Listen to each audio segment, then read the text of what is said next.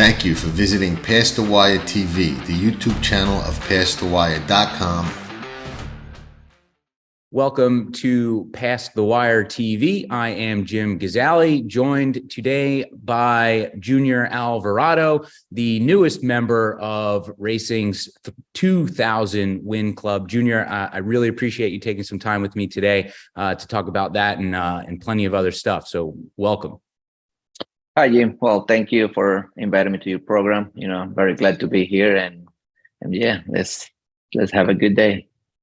So let's talk about 2000 victories. Obviously, a huge milestone in the career of any rider. At what point, maybe recently, did that number, that milestone, come on your radar as something that you could possibly achieve? When did that first kind of settle into your mind that was a possibility?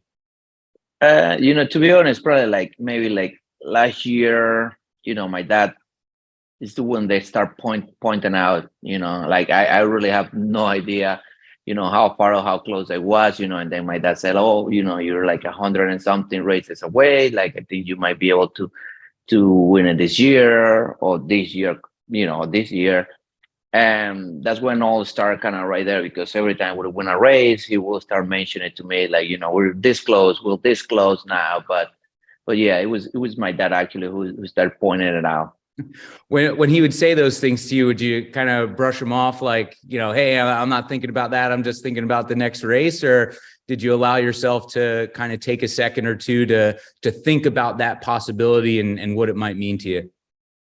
No, actually, it didn't really bother me. I really didn't try to focus on that. Like I said, I told my dad, I just try to keep winning races. When we get close, I might be able to start, like getting more excited about it. And that's what I think it was. When I was probably like 10 races away, that's when I start feeling the excitement that I probably was going to be able to do it. And it's just a big achievement in my career. And yeah, I would say probably the last, when it was 10 races away, that's when all started sinking and all excitement start, showing a little. So now that you've accomplished that, you've had a few days to reflect on the milestone. Where do your thoughts take you? What do you think about, knowing now that you've achieved that? What's going through your mind as you've had a few days to look back? It's just, like I said, for me, it's been very, it hasn't been very easy. I probably had lost maybe around 4 years just in injuries. So I just remember like having probably one of the last 2 injuries. I say like I start taking, every win, very grateful. I'm not taking anything for granted. And like I said, when I got the 2000s, I got the opportunity to just flew home and spend the time with my family. My wife was very excited. My kids, congratulate me.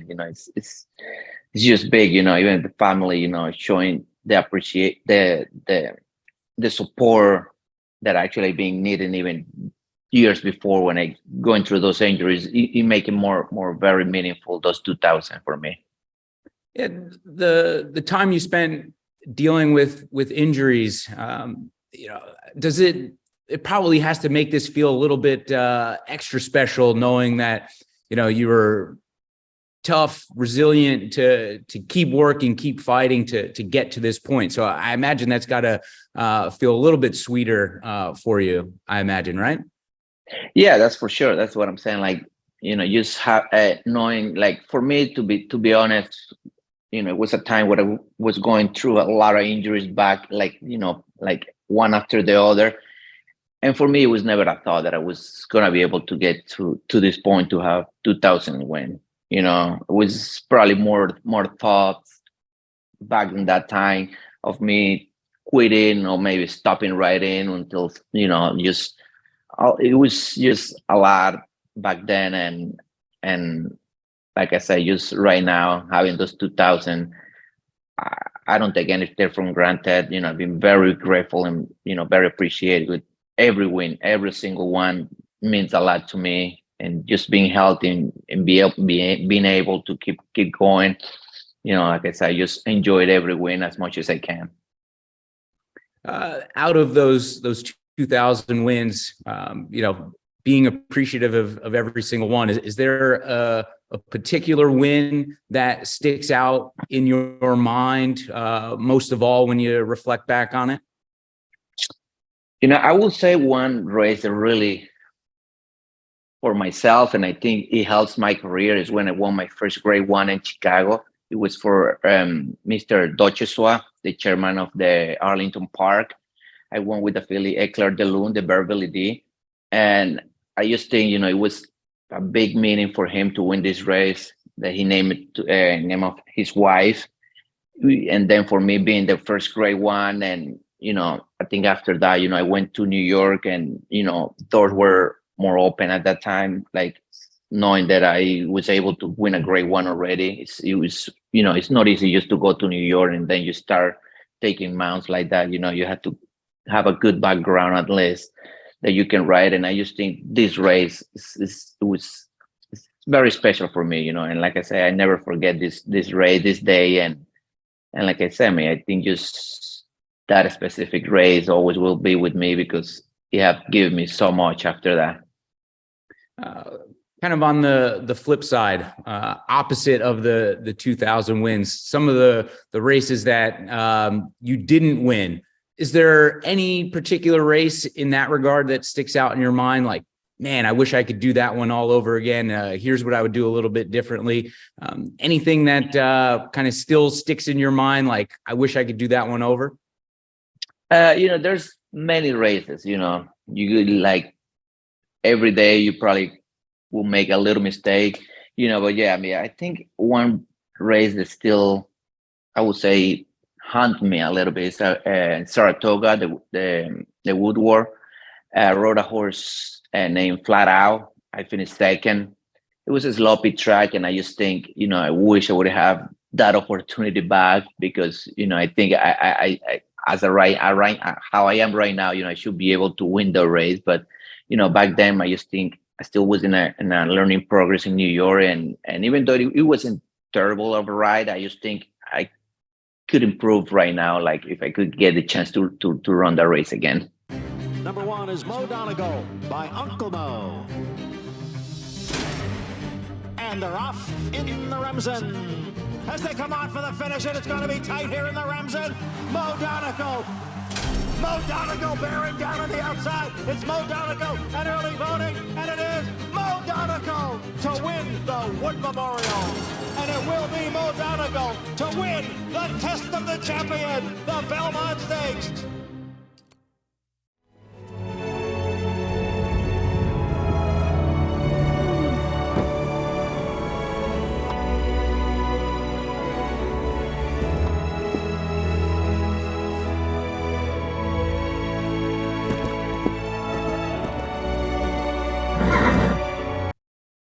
As you look forward to 2023, you've hit this 2,000 win milestone. Any specific goals now that you have for the year ahead? Well, I really had a great 2022. So for me, I will remember telling my wife just now when I was there, like, at least to try to equal the 2022, it will be like a big achievement for me again. It was just a great year, an unbelievable year. And as long as we stay healthy, I think, like, I have a big support. I have big barns that are helping me. A lot of owners giving me a lot of good opportunities and big races. So I just think, just staying healthy, I think, I have a big chance to have a great year again. Good. So let's take a look at the Gulfstream Park card for Saturday, Pegasus World Cup Invitational Day. You have 3 mounts in those Pegasus World Cup races, I should say. Let's start with the big one, the Pegasus World Cup. You're on Art Collector. What do you know about this horse? You haven't ridden it very often. So what sort of preparation goes into that when, you don't necessarily have a relationship with a horse that you're going to be riding in a grade 1 multi-million-dollar race? Well, first of all, I've been watching a lot of his races, since I ride a lot of horses for Billy Mott. Uh, Even, this horse I haven't been able to ride him before. I've been watching his races, studying it. Every win, every loss. I try to focus on what could I do, what can I do to get this horse to improve, and I think that's for me, that's what I try most of the time to do when I ride a horse that I never been before. And like I said, I started this race many times already and trying to figure out where am I gonna be in the race if everything's fall out the way I want it. And like I said, I mean, you don't really know until you leave the gate. But I just think, we should be forwardly placed. I think it's a horse that they have a natural good speed coming out of the gate, and it should be able to put me in a spot where I will be very, very happy. Yeah, I think looking at the race and how it might set up, I'd be surprised if you weren't one of the first or second early on. And then as you do your research, looking at the race and kind of how it unfolds, obviously what you're probably looking at is, how the race is going to begin, where you might be early on. And then are you able to kind of predict how the race might shape up, or as you head into that first turn, do you find often the pre-race prep kind of goes out the window and you just kind of have to see what the race presents you and adjust from there? Yeah, I would say like 70%, the race, when you leave the gate, the race is already like completely the opposite of what you were thinking. You're sometimes you're hoping have the best spot in the race, but normally, when you break out of the gate, there's some horses that are just a little bit just faster. Maybe your horse break out very good or doesn't break out good, but that's where like I should be able to, to adjust to the situation. That's what I'm the rider. That's what I get paid for, and I have to just figure it out from the gate what to do after that. But I will say at 30%, you guess or you are where you think you were gonna be in the race, and that's normally a very good sign since you started the race developing the way you thought it was gonna be in. And and I will say that there's always a big chance for you to win a race when it's going your way. So this race is quite interesting. A lot of riders are seemingly bouncing around to different horses that they didn't ride in their previous start. In your experience, you're obviously handicapping the race. You're seeing where your horse might be placed and how the race might set up for you. Do you ever think about the tendencies and the skills of other riders and how that might play into your tactics throughout the race? Perhaps the rider next to you is on a speed horse, but they might not be the swiftest out of the gate. Do you handicap the other riders in the race to see where you might be able to take a tactical advantage, either the beginning, middle, or end of a race? Yeah, definitely. That's for me. That's what I do. Since I've been riding in New York, it's very tough competition right there. I can just not go out there and just think that I'm gonna ride my horse and try to beat them. Sometimes I'm riding a third, fourth, fifth chance, and my only way to beat them is trying to be very smart the way I ride my horse and try to study what they doing, what they ain't gonna move. And yeah, I mean, I use that a lot. I try to study the race, each horse, the way that they run and the way and who they got on, because every jockey is different. Everybody got a different skill. Some other are, I think, better being on the lead. Some other jockeys are better coming a little bit off the pace. And I just studied a little bit of everything. And like I say, I just match it with the horse they're riding. And then, like I say, when we leave the gate, that's first thing I try to figure it out, if they're doing what I think they were going to do. And then I go with that. So as we look at the filly and mare turf on Saturday, you're on Sweet Enough. You won with her last time out. Talk about her chances and what you're hoping to see from her coming off of a win in her last start to fairly competitive fields as it's shaping up for Saturday. Yeah, this will be a tough race for her. I think she's a little step up in company here, and she did great last time. I think, we were trying to see if she was going to be able to relax, even though the pace was a little quick and from, it gave me a chance to put her behind horses, and then she did relax, and that's why she had a nice finish last time. So hopefully this time, I have a horse that can kind of like break good, and I can try to cover her. And I think she should be give me a nice kick at the end if she relaxed like she did last time. In the Pegasus World Cup turf, you're on decorated Invader. He ran well last time, finished second in the Fort Lauderdale. You haven't been on him since 2021. Do horses kind of change their tendencies, their personality over that time, or do you feel like, whether you got on a horse yesterday or a year ago, they can still be as predictable as the last time you climbed aboard? Well, that can change. I just think for him I'm pretty sure he's just a little different animal right now. I remember when I rode it, he was only 2 years old. It's still a lot of room for him to develop and all that. But I still think that is something a little bit there that I should be able to know about him.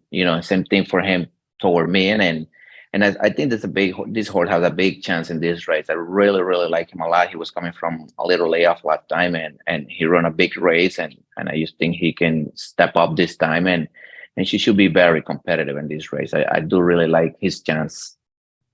Yeah, it seems like the tactic might be just press the pace a little bit and see if you could get that big kick home.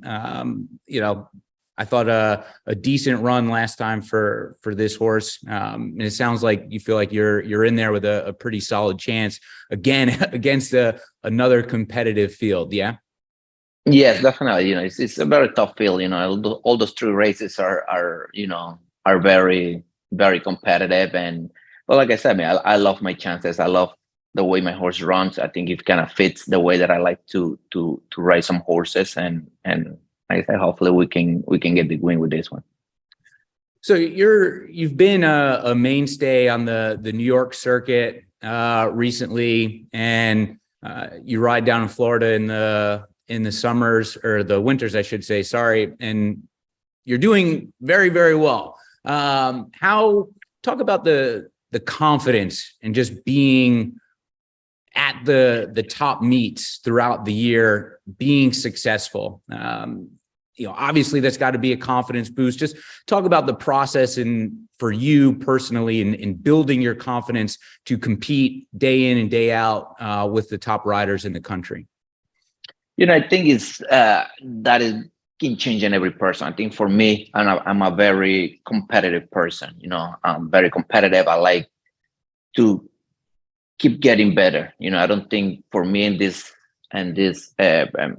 sport or profession, there is not a limit where you can keep learning. And for me, that's something that always an excitement for me to try to keep learning, to try to keep doing better.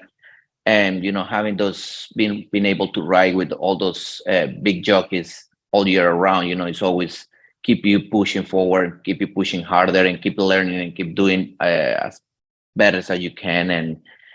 And I think that's one big motivation I always have with me, And then the second thing is just all the time following those big trainers. Normally they stable in New York all year round, then they come here for the winter, and just excitement to being able, like this Saturday, to pick a couple horses on those big races. That's what keep you very going and motivated all year around. Just to be able to pick a horse for a big race, a 2-year-old that is going into the Kentucky Derby for the next year. All those little things, we start putting them together, and they all really bring a big excitement. You mentioned that 2022 was a very successful year for you. Olympiad, Cody's Wish stick out. Talk about Cody's Wish and the relationship that you built, not only with the horse, but with the family behind the horse. Talk about that a little bit, and how special it was for you to deliver a Breeders' Cup win for them. Yeah, it was really an unbelievable experience. I remember I rode it first time out. I knew it was a very complicated horse, and things didn't go the way we were supposed to. The horse broke a little slow. Then when he was in the mid pack, I remember it just being very difficult to get going. At some point, I remember going by the 3 pole, and I'm thinking like, am I gonna finish last? I don't gonna be able to get to finish, which is like what we normally I try to do with Billy Moore horses. We always try to go like mid pack and then try to make him finish. Doesn't matter if he wins. If he doesn't win, it's okay, as long as we teach him something. And I remember, going it's like, oh boy, we're gonna finish last. All of a sudden, by the 3/8 pole, 5/16 pole, he just start taking off, and I'm inside horses. I have to check, and then when I check, like the field leaves me again, and then he start kind of like re-break again, and then he finished up very good that day. I finished third with him, but it wasn't the education we wanted. The second, they wanted to see the horse win first time out too. So I couldn't be. I wasn't able to ride, and then the next 3, 4 start after that, they took him to Churchill Down while I was in New York, and I remember it was Kentucky Derby Day that I got to pick up the mount back in Belmont. I got to win on it, and like I said, since then, everything just fall into place, and it's been just great. And for me, winning the Breeders' Cup for Mr. Dorman and Mrs. Dorman and Cody, it was just an unbelievable experience.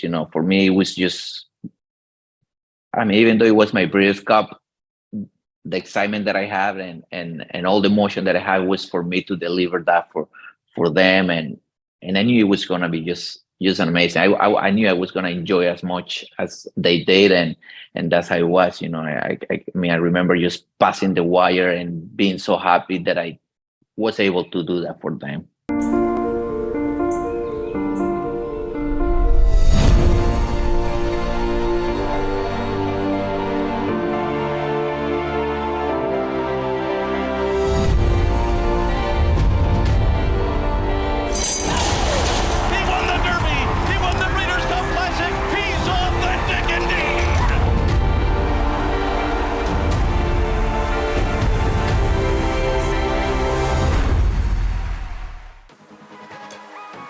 Frankie Dettori, legend, world-class jockey, one of the best ever to sit in the saddle, ambassador to the sport of kings. Meet Frankie during his fanfare like never before, only on Past the Wire TV.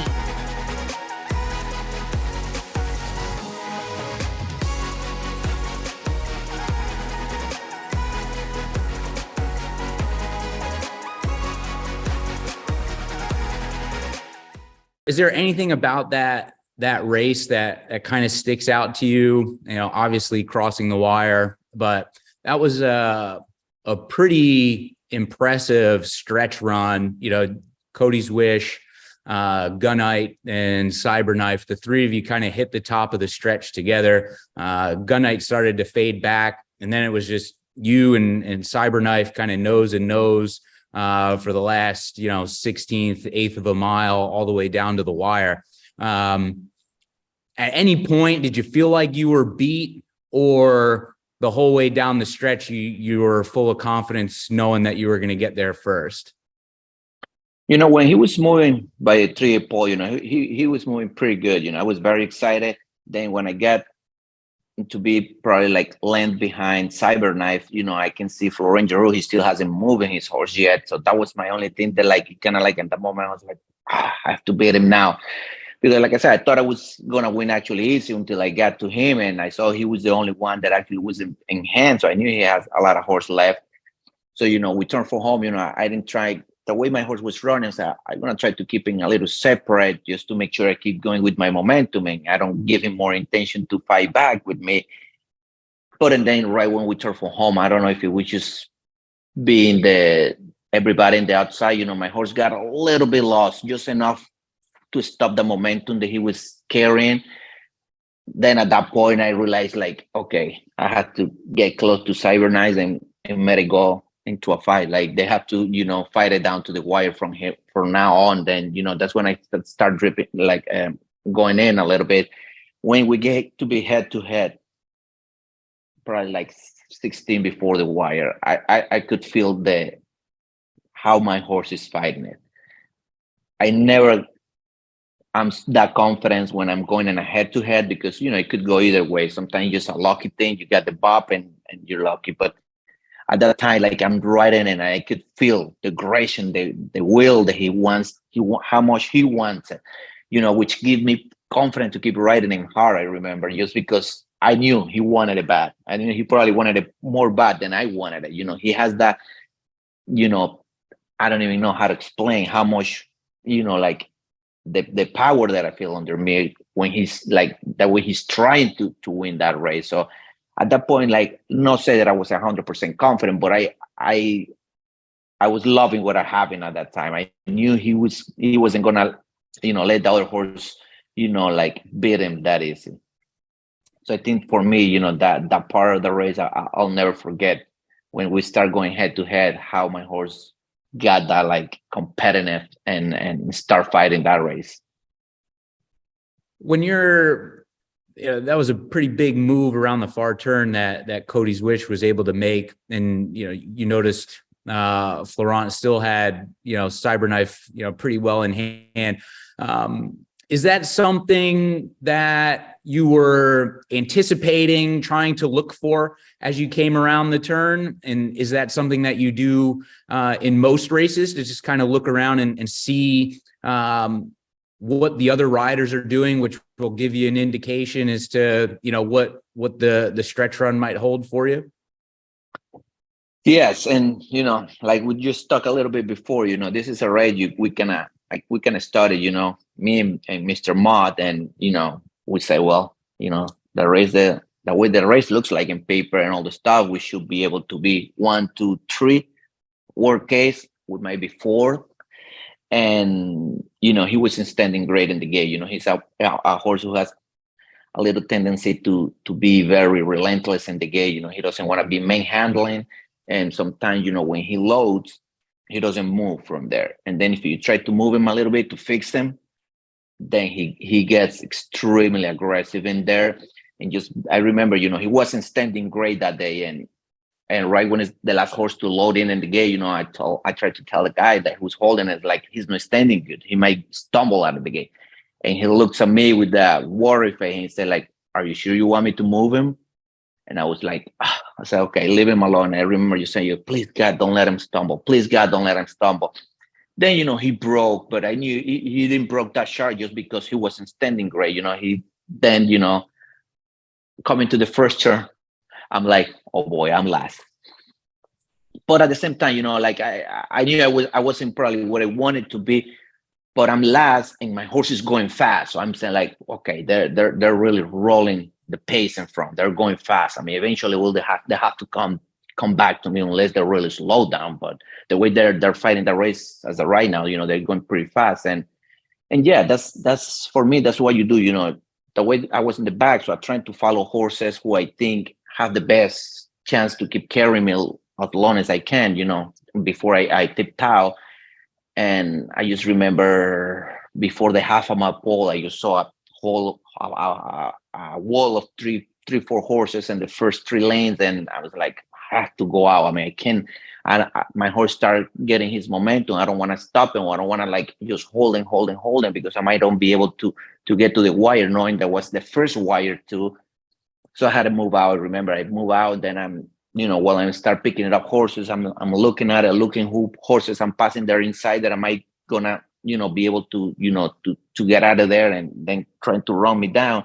And I'm saying, like, I'm good until, like I said, until I got to Cyberknife, who was the only rider at that time was still in hand. And I knew it was the only guy that I had to probably go, to the wire, and that's how it was, But yeah, that's what we do. We try to.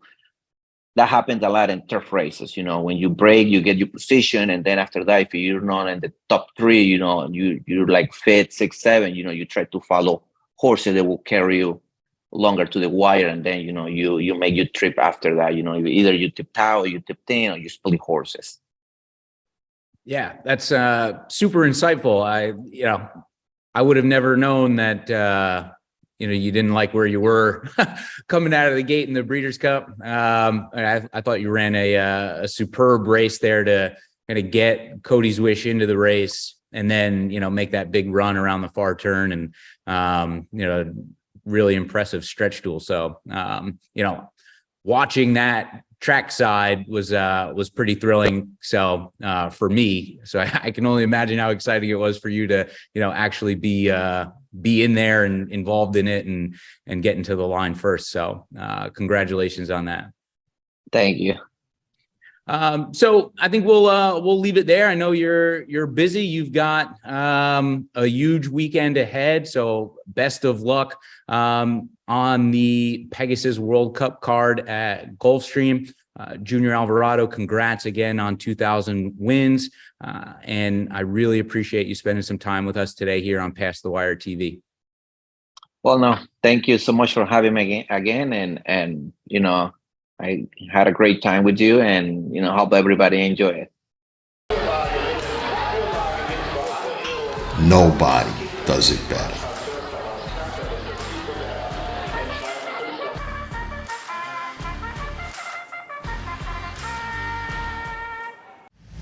Tracking trips with Pick 6 King John Stetton. It's one of the best tools in horse racing for any level of player. It's your second set of eyes, spotting troubled trips, betting angles, track trends,